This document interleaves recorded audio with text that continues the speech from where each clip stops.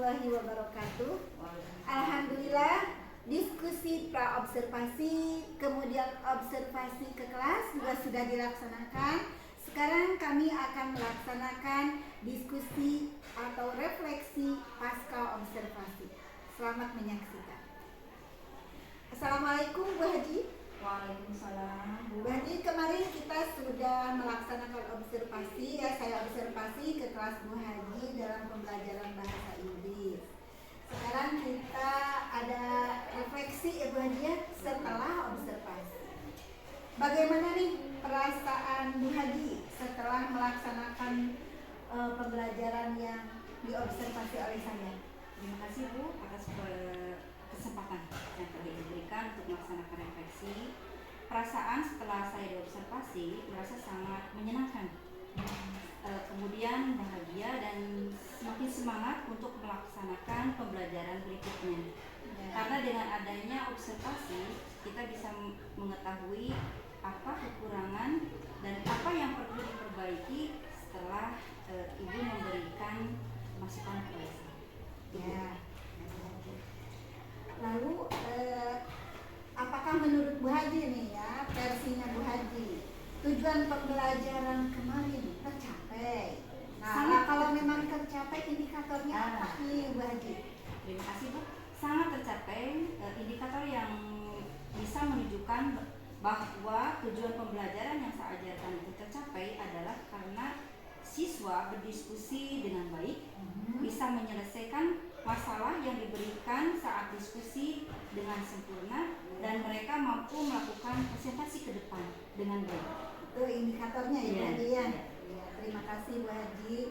Strategi pembelajaran apa yang menurut Bu Haji efektif untuk dilaksanakan sekarang dan di kemudian hari? Mungkin strategi yang paling bagus untuk diberikan kepada siswa supaya siswa aktif, semangat, kreatif dan juga inovatif adalah sering melaksanakan praktik.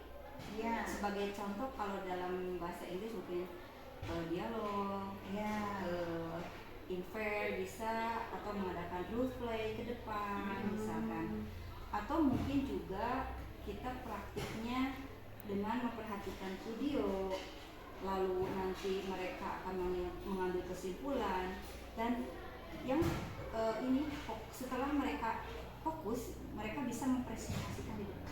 Ya, menyampaikan kembali dengan bahasa mereka, retelling. Ya, betul. Ya. Kendala apa yang dihadapi dalam pembelajaran selain pembelajaran di observasi juga pembelajaran sebelumnya? Kendalanya apa?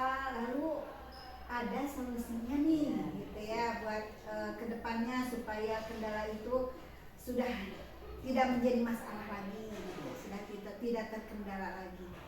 Mungkin karena dalam pelajaran bahasa Inggris ini masih ada siswa ketika diskusi mereka malu-malu untuk berbicara menggunakan bahasa Inggris. Ashamed, pride, kemudian takut gitu, shy, malu. Lalu mereka presentasi pun kadang mereka ragu-ragu gitu untuk melaksanakan presentasi karena mungkin harus menggunakan bahasa Inggris. Nah, solusinya saya akan berikan, kalau yang presentasi ke depan dengan presentasi yang baik, saya berikan reward. Berani. Ya, yang berani, yang mau, apalagi ketika diskusinya mereka kreatif, aktif, itu akan diberikan reward. Atau saya akan mengatakan very good, best, you are the best. Itu kan akan memberikan semangat atau motivasi ya bagi mereka, supaya mereka tidak malu, berani, mau gitu ya ke depan. Selain itu, kendala yang dihadapi anak SMP ini dalam belajar bahasa Inggris selain malu, takut, begitu, apalagi lagi? Karena mereka kurang menguasai kosakata. Ya, vocabulary-nya kurang. Nah, jadi mereka sangat sulit ya, kadang-kadang kesulitan untuk memahami materi atau apa, mungkin pokok bahasan atau chapter ini menggunakan mengenai apa itu, karena mungkin, tapi karena dengan adanya diskusi, dengan adanya role play,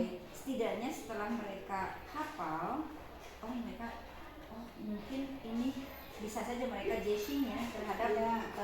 vocabulary-nya, oh mungkin ini adalah ini.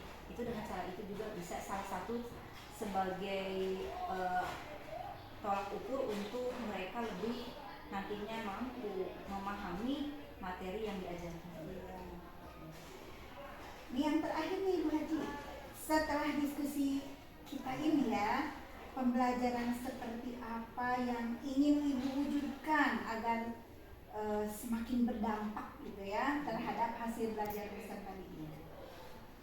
Kalau yang ingin saya lakukan sekarang adalah karena sesuai dengan kurikulum Merdeka Belajar Deep Learning sekarang, saya ingin mempraktekkan deep learning itu benar-benar dalam pembelajaran supaya mereka kalau belajar really atau nyata atau sesuai dengan keadaan mereka, insya Allah mereka akan cepat memahami. Contoh kemarin ketika memberikan pelajaran materi on shell, Ya. itu karena mereka itu tahu kalau on shell itu ada diskon, terus suka mereka gitu ya, terus seperti mereka belanja online itu kan kalau ada diskon mereka akan bahagia. Itu karena real itu mereka lebih mudah gitu ya. memahaminya. Jadi pembelajaran mendalam itu adalah salah satu syarat atau salah satu tujuan saya untuk lebih meningkatkan lagi pembelajaran di masa yang akan. Insya Allah mudah-mudahan tercapai.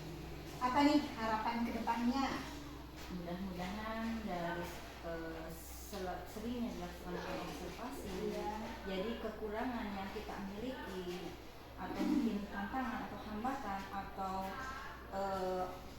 kita memiliki satu beban problem itu bisa diatasi karena kita bisa melaksanakan diskusi dan juga mungkin ada masukan dari ibu, mungkin bisa jadi pertimbangan gitu kan ibu. Fasilitas, Iya, ya, ada, mungkin betul. sekolah memfasilitasi, Nah, iya betul. memfasilitasi dalam arti motivasi, yang memfasilitasi dalam arti peralatannya, Betul. belajarnya, Ya, betul. Ya, terima kasih Bu Haji, diskusi kita hari ini mudah-mudahan kedepannya kita bisa lebih baik lagi dalam segala hal, khususnya Amin. dalam pembelajaran. Terima kasih ya. Sama-sama Terima kasih, sehat selalu. Sama-sama. Demikianlah diskusi pasca observasi yang kami lakukan. Terima kasih atas perhatiannya. Wassalamualaikum warahmatullahi wabarakatuh.